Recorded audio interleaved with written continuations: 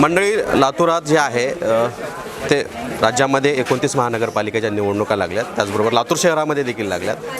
प्रचार फार आता अंतिम टप्प्यामध्ये म्हणूयात आपण. काही दिवसावरती मतदान आहे. एकूणच इथं जर बघितलं तर भाजप आणि काँग्रेस यांच्यामध्ये मुख्य लढत पाहायला मिळते, पण त्याचबरोबर राष्ट्रवादी अजित पवारांची देखील लढत आहे. आणि सध्या चर्चेतलं लातूरमधलं नाव अर्चनाताई पाटील चाकूरकर आहे. आपल्याला जनतेचा प्रतिसाद कसा मिळतो?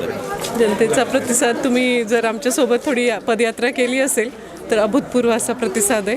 हा प्रतिसाद आदरणीय पंतप्रधान नरेंद्र मोदींच्या विकासासाठी आहे. हा प्रतिसाद आदरणीय देवेंद्रभाऊ फडणवीस यांच्यासाठी आहे. आणि हा जो प्रतिसाद आहे तो विकसित लातूरसाठीचा आहे. तर आपण काय मुद्दे घेऊन उतरले आता लातूर शहरामध्ये? लातूरचा विकास हा एकमेव मुद्दा आहे आणि लोकांना आता सांगायची आवश्यकता नाही, कारण मागच्या 10 वर्षात जो एक विकासाचा वेग आहे तो लातूरला आणण्याकरता जनता अगदी आतुर आहे.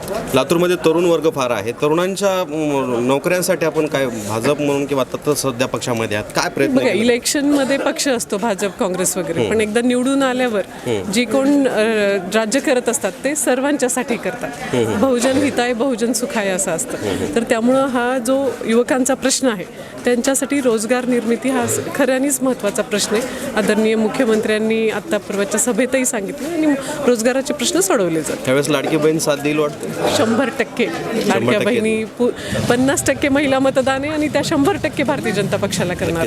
भैया, आपण भाजप पाहिलं तर संभाजी पाटील निलंगेकर लातूरमध्ये फार चर्चेत असतात. कुठलीही निवडणूक असू, ते स्थानिक स्वराज्य संस्थेचा असो, विधानसभा असो, लोकसभा असो, एकूणच लातूरकरांचा प्रतिसाद आपल्याला कसा मिळतो?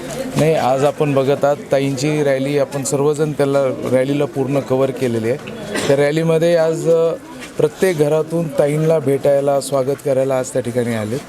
आणि भारतीय जनता पार्टीच्या पाठीशी, विकासाच्या पाठीशी आज लातूर उभा टाकणारा हा विश्वास आम्ही देऊ शकतो. जनतेत काय काय प्रश्न आहेत सध्या लातूर शहरामध्ये? फार मूलभूत प्रश्न आणखी सोडवायचे राहील अशी जनतेत चर्चा. मग हे प्रश्न मागच्या ज्या नेतृत्वाने सोडवले नाहीत ते प्रश्न फक्त भाजप सोडू शकतो, हा विश्वास आहे.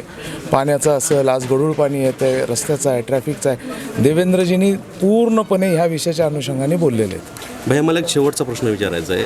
आपल्या पक्षामधून जे येतात रवींद्र चव्हाण, जे भाजपचे प्रदेश आहेत, त्याचं नेरेटिव्ह फार लातूर शहरामध्ये सेट झालं त्यांच्या वक्तव्यामुळे. नाही, त्यांच्या पूर्ण खुलासा माननीय देवेंद्रजींनी त्या ठिकाणी दिलेला आहे. त्यांच्या बाबतीत पूर्ण माहिती दिलेली आहे. निश्चितपणे त्याची दिलगिरी व्यक्त केलेली आहे. पण मला कमाल ह्या गोष्टीची वाटते की आज आपण काय विषयावर ह्या निवडणुकीमध्ये बोलायला पाहिजे.